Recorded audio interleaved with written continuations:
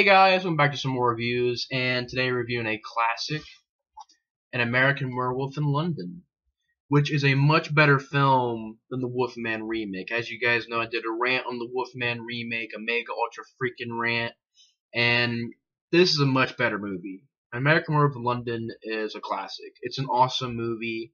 Once again, one of those movies I can watch over and over again, never get bored with. Actually, you know what I might do? I actually might watch this movie after I'm done doing this review. I might watch it. I might just do this review, upload it, get the intro in there, and then I will watch American Werewolf in London. And it's like, why didn't you watch before you did the review? I've seen it a lot, so I do know the story. I do know, the gist of the movie, and it's a very memorable movie, so I do remember the movie. I've watched a lot.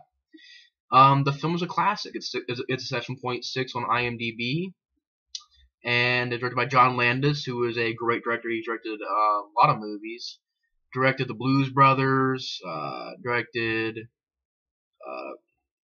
let's see, he's Animal House, Kentucky Fried Movie. Directed a movie called Schlock, which came out before this, which I think he mentioned in this documentary, because there's actually, I think, a documentary or a featurette or something like that way back in 1980s talking about this movie. I believe he mentions that movie, and around that time he was thinking about doing, like, he started talking to the makeup effects artist, who was trying to get who it was. Let me get back in the movie, so he did makeup effects. Actually, you might say it on here. Makeup effects. I do know it's somebody very famous in the makeup effects department. What was it? Trying to see who it was. Special makeup effects. Trying to see who did the makeup effects here. Rick Baker, who's done makeup effects on a lot of movies. He's done makeup effects on stuff like Men in Black 3, Tron Legacy, bunch of movies. Men in Black 2, The Ring 2, X-Men Last Stand, Click, the Wolfman. Really enough, the Wolfman remake, special makeup effects, which is probably why the makeup effects in that movie are good, and Anthony Hopkins' performance was good. Nothing else. I thought it brought nothing else to the table. The rest of the movie, besides makeup effects and besides Anthony Hopkins, the rest of the movie I didn't care for. But yeah, he did the makeup effects for the Wolfman remake. A lot of movies. A film called Wolf. It's Alive 3. Island of the Alive. Oh, he was the original creature designer. So that would mean It's Alive. Yeah, he did makeup effects for It's Alive. Star Wars Episode 4. It Lives Again. Did the makeup effects for that. Lots of Videodrome. Lots of movies. And he did a great job on these makeup effects. These makeup effects are top notch. These makeup effects are realistic, and they're really, really well done. So yeah, great job to Rick Baker for doing the makeup effects in this. Also the makeup effects for The Howling, so that was cool. He was a consultant, a special makeup effects consultant in that, and also the Funhouse. But yeah, the makeup effects in this movie are phenomenal. They're great. The transformation in this movie is legendary, and has gone on to be one of the most, infamous werewolf transformations in history. And, even like the other effects, the werewolf itself, people get bit, there's like, it's gore and stuff like that is done well. The makeup effects on the character, Jack, when he's all clawed up and, bitten up and stuff, like on his neck and stuff, that was well done. So the makeup effects are great. I love the music to this movie. It has a lot of good songs. Bad Moon Rising from CCR, which I love CCR, so that's cool having that song in this movie. I'm a big fan of CCR. You also got Blue Moon, and you've also got a lot of other good songs as well. The movie has a great soundtrack, except for one song which I'll get to. One song I don't mind. Not what don't mind. That one song I don't like. I don't mind it. No, no, no, no. It's not like I don't mind it. No, I don't like it.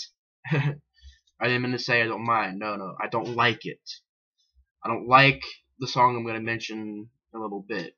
But acting was great. You know, characters are great. Likable characters. Uh, Fun moments. Has a good humor to it. Love the humor to the movie. And it was directed by John Landis, who has, well, I think I already mentioned his name, but the other stuff he's directed is, like I said before, he directed uh, the Blues Brothers, Into the Night,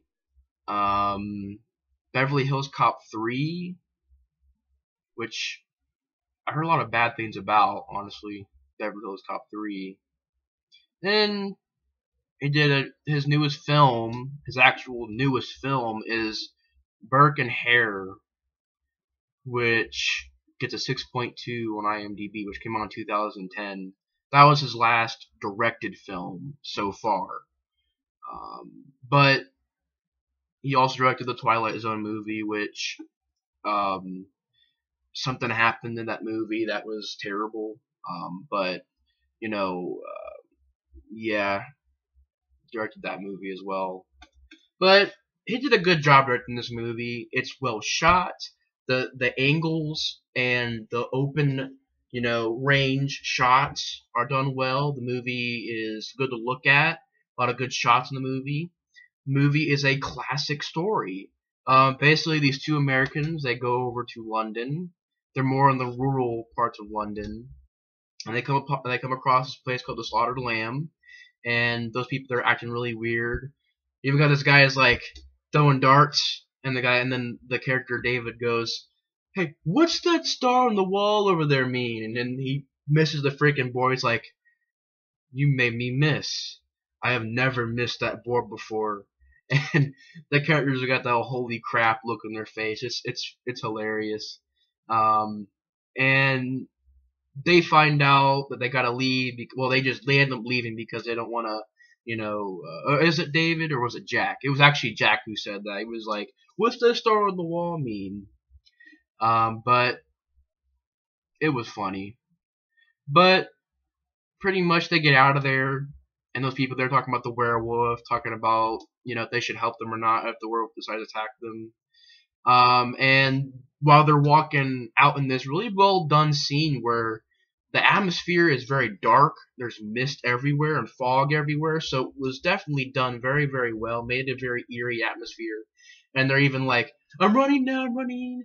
He's like, "Stop talking and start running," and stuff like that, and they start running. And David trips, and he's like, "You really scared me." And then like the guy's like, "Come on, help me get up." And this werewolf comes out of nowhere and attacks the Jack character, and just really, really brutal scene where he like pulls a chunk out of his neck and claws them all up. Very, very well done makeup effects in that scene. And David goes back to see what happened, and of course Jack is dead. And then David gets attacked by the werewolf. Doesn't get killed, but he gets scratched by it. I think he gets scratched and I think bitten, or was it just scratched? I think he just gets scratched, but he gets scratched by the werewolf. Those people end up helping him out. They shoot the werewolf. The silver bullet ends up dying. And David wakes up in the hospital. He gets told that his friend Jack is dead. And basically the movie is David meeting this girl, which is Nurse Alex Price by Jenny Gutter, who's been in, I think she was in, wasn't she in Child's Play 2 as the stepmom? Yeah, Joanne Simpson from Child's Play 2. I remember her from that movie because I thought she did a good job as a stepmom. And she does a good job in this movie as well. They sort of fall in love, and David starts seeing Jack, the decayed Jack, and of course as the movie goes along, the character Jack ends up getting more and more decayed. And Jack pretty much tells him, "Hey, you're gonna die. You're not gonna die, but you're gonna become a werewolf, and you're gonna start killing people. Might as well kill yourself." Of course, David says, "No way." doesn't believe him, and then pretty much Jack tells him that that night's the full moon, and well, the next night's the full moon, because David goes to the nurse's house, and while he's there, Jack visits him again and says that the full moon is that night. And then, David ends up turning to a werewolf after that song by CCR, Bad Moon Rising, played, which is awesome. And also, I love how all the songs in this movie have the word moon mentioned in all of them. Bad Moon Rising, Blue Moon. I'm trying to get the rest of these songs pulled up here. Soundtrack, you got, Bad Moon Rising. Two versions of Blue Moon, which, like I said, I'll get to the other version of Blue Moon later. Rebel. Some of them aren't. Some of them are, other music, other songs as well. But you also got Moon Dance. So a lot of moon, a lot of the songs had the word moon in them because the werewolf film. I actually like that idea. And David turns to a werewolf in probably one of the most amazing scenes in horror films, where his hand stretches out, and you can't even tell this is makeup. I couldn't even tell this was makeup. That's how well it was done. His freaking stomach and his chest stretches out. Then you got that scene where, and it's very painful to watch. They had it to where in this movie, it was more of, because before this movie, it was more people just fading into being a werewolf. I think The Howling came out before this, or did it? No, The Howling came out in 1981 as well. So around the same time as American Werewolf in London. And The Howling did the same thing where you see the face pushed to, and it's a werewolf, face forming. And here, though, it's just like the face pushes through the skin, and it forms the face of a wolf, and it's very painful to watch. And I forgot what he says.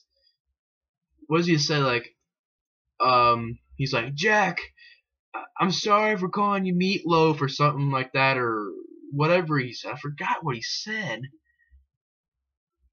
I don't think it was meatloaf, but I know it was a line that I should remember, but I forgot.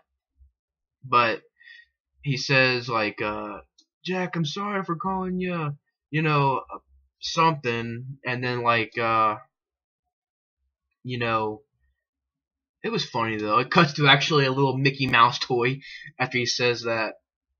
And, his friend, whenever Jack shows up, it's hilarious.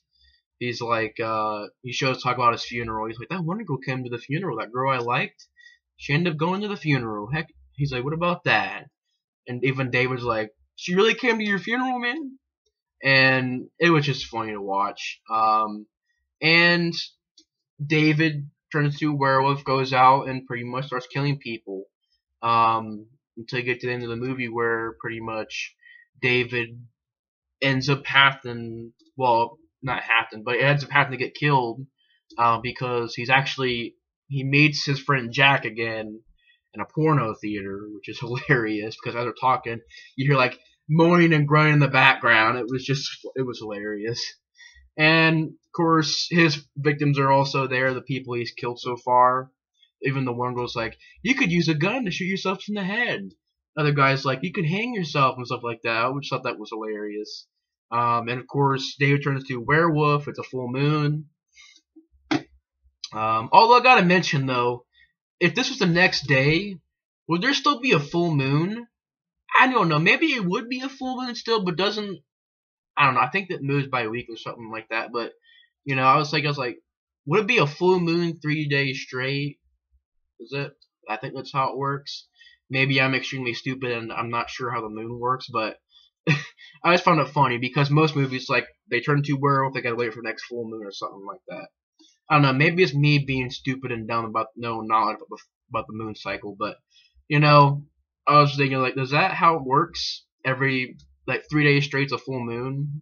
I thought it was, 3 days later, the moon sort of moves a little bit and then you gotta wait for it to become a full moon again. But Hey, maybe I'm just being a stupid idiot right now and not knowing the phases of the moon, but I don't know. I always wondered that. Does it remain a full moon for 3 or 4 days like that? But it might just be me. But he turns to a werewolf.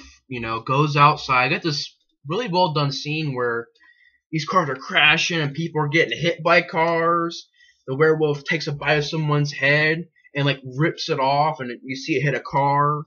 A car hits was one person to another car. Um, Explosions everywhere. Car crashes everywhere. They end up cornering the werewolf, and then the nurse and they're going up to the werewolf and saying, "David, it's me. David, I know you're in there," trying to talk to it. And of course, for a second, you see the expression change, and it tries to attack her, and they end up shooting it. And this is the problem. This is one problem with this movie. There's one problem. It's not really a big problem, but it's still a problem. The movie's a classic. I love this film. I can watch it a million times. I love this movie. But the one thing I don't like is this choice of songs at the end of the movie.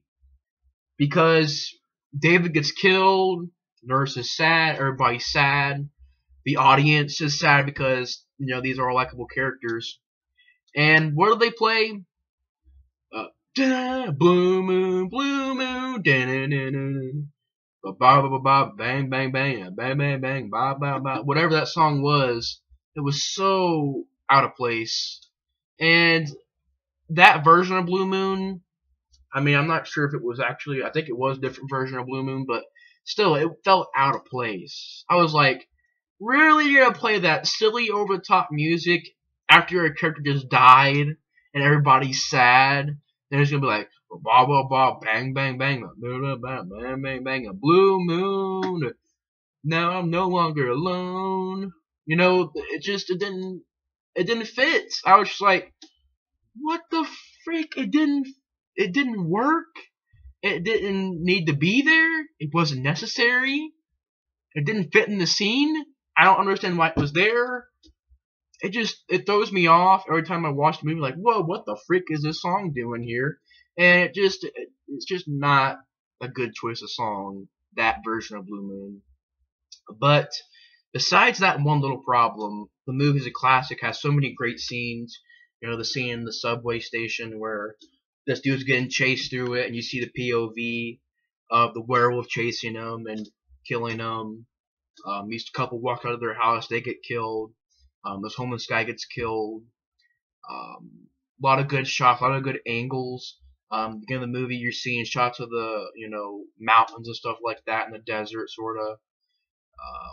Basically, like I said, the rural part of London. Really well done camera work, really well done shots. The movie looks good, looks great to watch it. Directed very well by John Landis, and it's a great movie. So yeah, American Werewolf from London, great movie, awesome movie, and classic. So I'll see you guys next review. Thanks for watching, and yeah, bye guys.